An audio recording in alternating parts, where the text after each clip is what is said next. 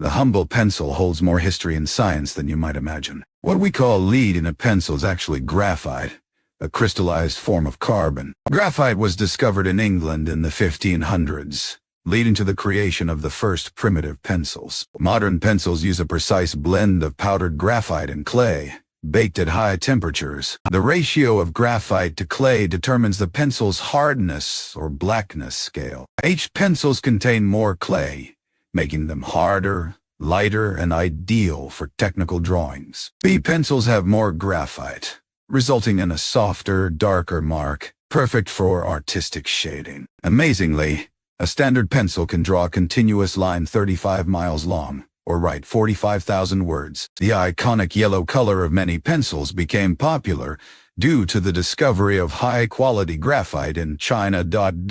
Historically, Chinese emperors associated yellow with royalty and honor, making it a symbolic choice for prized materials.